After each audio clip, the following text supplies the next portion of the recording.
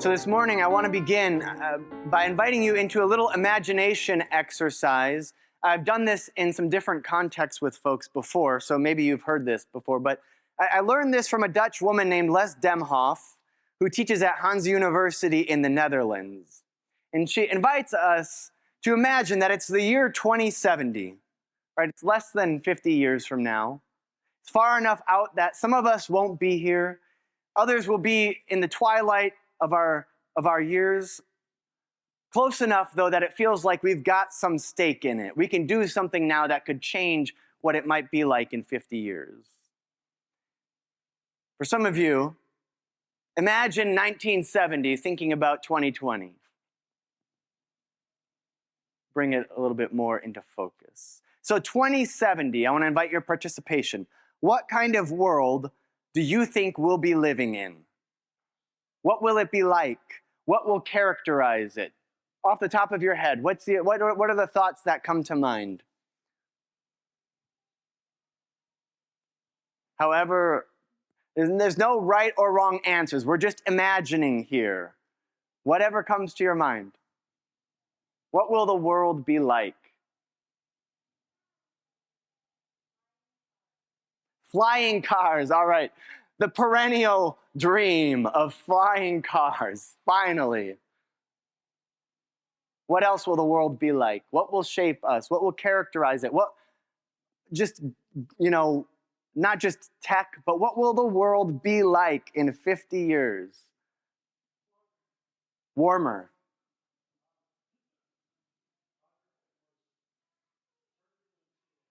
Hotter and more turbulent storms. All right, we're going with climate change is becoming worse.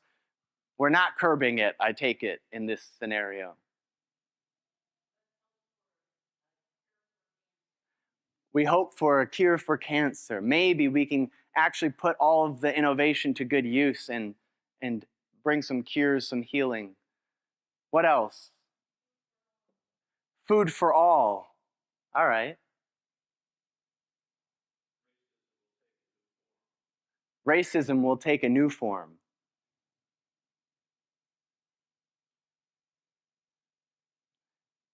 Maybe rich people will have a colony on Mars while the rest of us deal with the rising temperatures and chaotic weather patterns.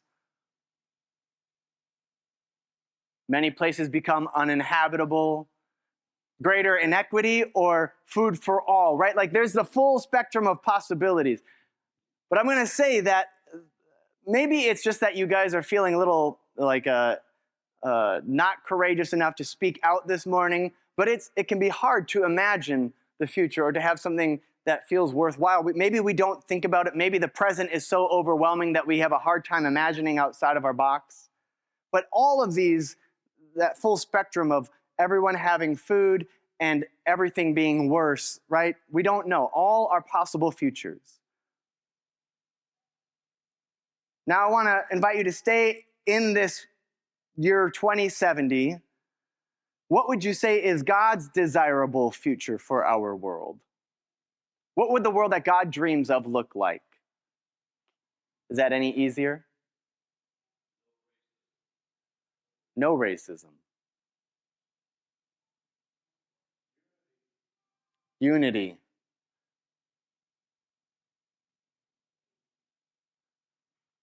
Peace. Maybe between nations.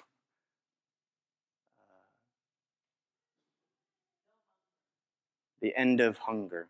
That all would have enough to meet their basic needs. Others, God's dream for the world. What would that look like? Have you ever stopped to ponder that? Yeah, Suzanne.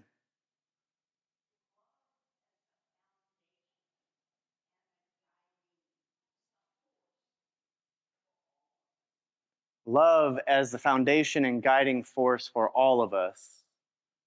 Maybe even what shapes the structures that give shape to our world. Right, we can see that on the one hand, I think when we think of what we expect the future to be, we probably tend more easily to go toward the chaotic end of the world, apocalyptic kind of stuff. And then we change the question, entirely changes our focus. Dr. Damhoff specializes in what's called futures literacy, which isn't about predicting the future, right, as if it's a fixed thing already determined out there and we're just waiting for it to happen, as if all of these terrible things are just, that's the way it's going to be, right? The future is not inevitable. And the Bible is full of stories and examples of how the future remains open, how that which will become our present will be shaped by two things: our capacity to imagine beyond what is, to dream of a world where all would have enough. We can't create a world if we can't first imagine it. We can't build towards something we can't fathom. So we start there. God's dream. Enough. Enough love, enough dignity, enough food, enough water, enough friendship, enough belonging, enough rest to enjoy and delight in life's simple pleasures. And from that dream, the capacity to imagine another world, comes a commitment to continual openness and transformation, right? Instead of being conformed to the toxic, dysfunctional ways of this age that have brought us to where we are called to gather the courage and resolve to commit ourselves to living now in ways that move us closer to that desired future. The invitation for us now is nothing less than what the Apostle Paul writes to the church in Rome. Do not be conformed to this age. Be transformed by the renewing of your mind so that you may discern what is the will, what is the dream of God, what is good, what brings wholeness. Paul writes this to those living, again, in the epicenter of the Roman Empire. It's like the Washington, D.C. of the ancient Mediterranean world, with all of its political and military might on full display in the streets. Everywhere you look, you know who's in charge. It's a vivid reminder of how empires maintain their order, how they create the future in their image. Paul issues his declaration not to be conformed, but to be transformed, to those who felt powerless to do anything to change the future in the face of Rome's overwhelming destructive power and control. To those who felt powerless in the midst of the overwhelm, destruction. That is, he doesn't empower them by simply calling them to throw stones at the powers that be, to simply mock them or, tweet some hate thing or talk to one another in whispers about how terrible they are, to feel good about themselves because, well, at least I'm not one of those idiots who follows that leader with unquestioned loyalty. That's not enough. He doesn't tell them to just keep going to church, to keep doing the rituals, saying the prayers, just keep your heads down and mind your own business, just get by for yourself. To do that would be to conform to the image desired by the powers of Rome, either anemic religion, unwilling to resist, or something that is easy to squash. To be transformed is to resist not by meeting evil with evil, as Paul puts it, but to live even amidst the chaos and destruction in ways that reflect and move us closer to the world that God dreams of. Again, we cannot create a world or a church or a community of flourishing by engaging in the same destructive patterns that got us to this point. Which brings me to the heart of the sacred resistance, the way to which Paul calls the early church in Rome as they find their way through their own chaotic, uncertain present toward a new future. And I want to pose it, this center of this sacred resistance, what it might look like for us through a series of questions, which I'm still sorting out my own answers or responses to, so I invite your shared discernment around them. Can we meet This moment of chaotic cultural collapse with generosity and trust, with creativity and fierce love, without pretending that any of us are above the mess of it all, outside of it all, as if we're not a part of it. As the prophet Micah puts it to us, as we seek to do justice, can we love mercifully and stay grounded in the humility that we are not saviors, even as we long to heal what's breaking? And at the heart of these questions for me is another difficult, tender question. What kind of presence will the world need from us in the years to come to move us toward God's dream for the world? What kind of presence? Does our gathering together help us to enter into that dream world that we long for? Or is it just reactive to everything, the chaos that is? Meeting fight with the same kind of fight. Does our gathering strengthen us? Does it strengthen our resolve to give ourselves to it when we leave here? Are we willing to practice this presence together rather than just demanding it of those people out there in the world? Are we willing to embody it? As the great American historian Howard Zinn put it, you can't be neutral on a moving train. Which is to say, whether by action or inaction, we will move in one of two directions: solidarity or privilege. In the midst of all that is unraveling, including the illusion of who we thought we were as a people, as a country, are we willing to resist the very human drive toward privilege for ourselves, to protect ourselves, in order to stay in close community with others who are at risk, with others who are vulnerable to the forces of evil consuming our world around us? Are we willing to resist the drive to just protect ourselves in order to stand somehow alongside others who are vulnerable and at risk? The Buddhist nun and author Pema Chodron provocatively puts it this way: only to the extent that we expose ourselves over and over to annihilation can that which is indestructible be found in us.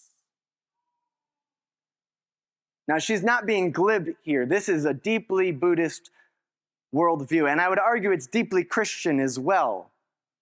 Or maybe to put it slightly differently in language that's maybe more familiar to most of us, a sociologist and public educator, Dr. Shante Hawley, who's known for her sharp insights into systems of power and privilege, she was recently responding to a question that many of us have asked in recent years. Why are so many men, and in particular so many white men, so angry these days?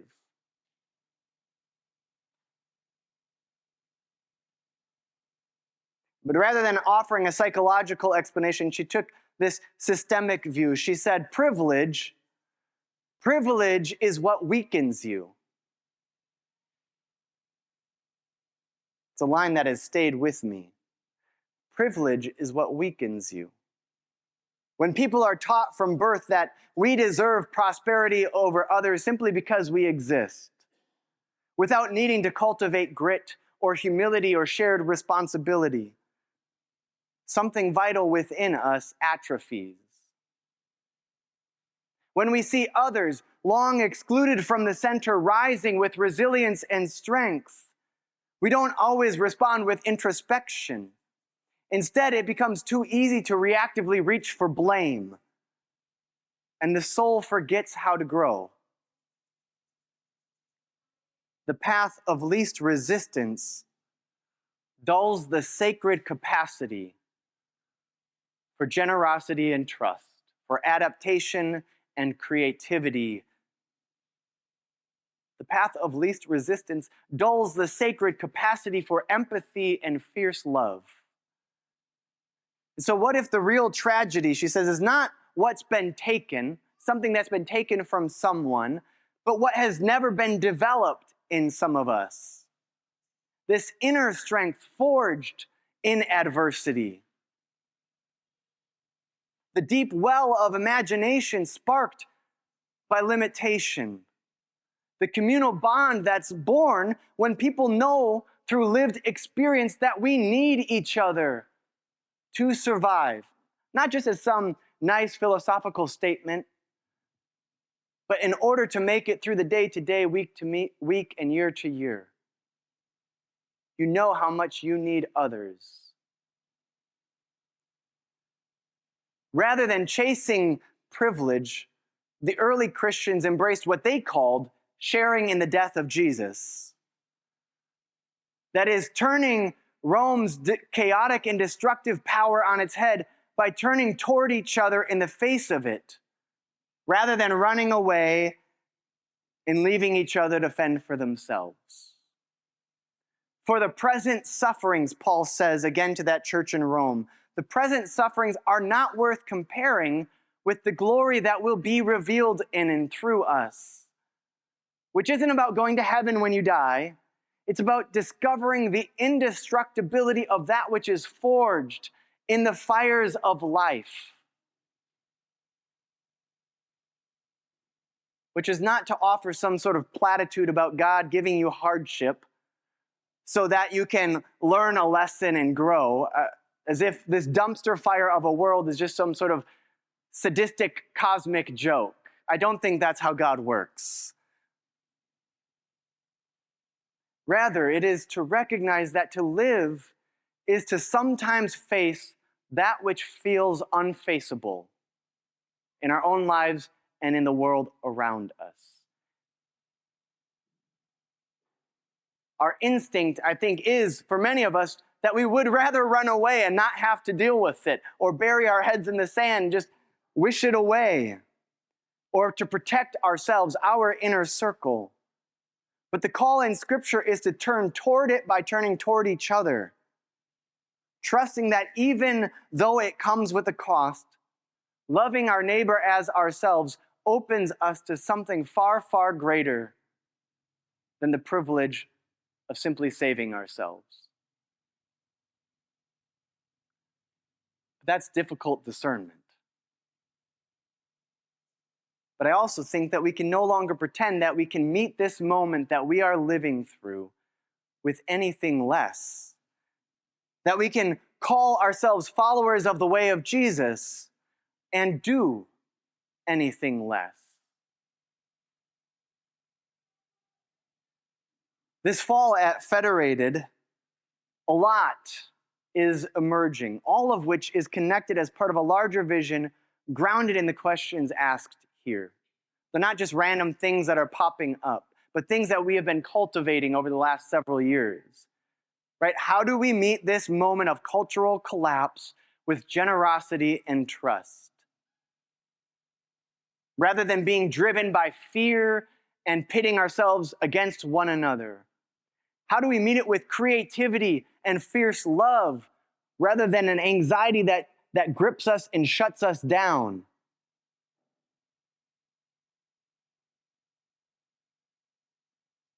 What kind of presence is needed to do justice, to love mercifully, to walk with humility through these times? And how does what we do here together help us to cultivate that? How does worship, but every other form of gathering here, help us to move toward risky but life-giving solidarity rather than self-sufficient privilege?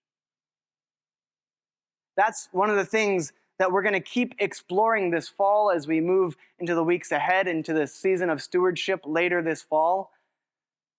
Know that there will be opportunities to gather in small groups to wrestle with these kinds of questions, to embrace this kind of vulnerability, right? Learning together in ways that transform us, rather than mindlessly or anxiously being conformed to the image of this world.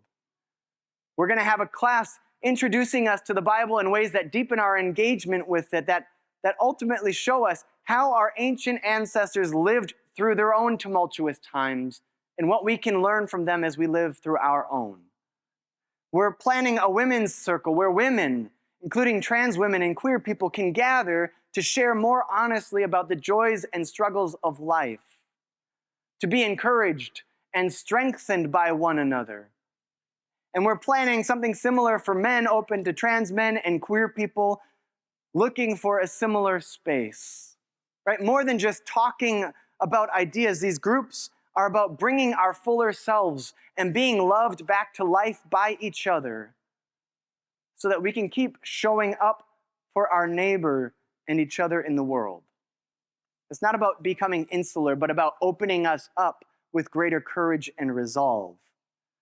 We're planning to launch a youth group in the months ahead of high schoolers where they can gather together and reflect on the joys and struggles that they face, the kind of people that God is calling them to be in this moment, to experience God's love and community as they learn to better show up for one another.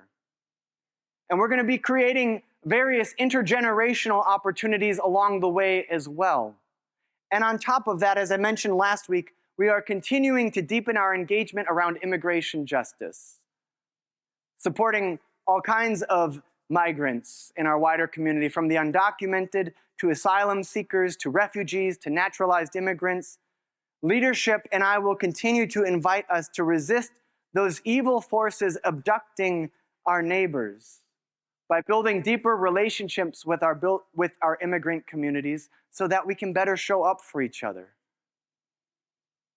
By learning how we can use our physical space to support and protect people, by forming partnerships with other churches and organizations in the community doing this work and continuing to speak out publicly against it. And why do we do that? Because we imagine a world that reflects God's dream of enoughness for everyone, starting with those who are most vulnerable. And as we practice the kind of presence that heals and restores us to our humanity, we gather the courage and resolve, we gather the steadfastness to do together what none of us could do alone, to face the seemingly unfaceable before us, so that we may draw God's future somehow into our present. As Jesus prays, may we become one in mind and heart, united in this purpose, for our healing and flourishing, for the healing and flourishing of all the world. Amen.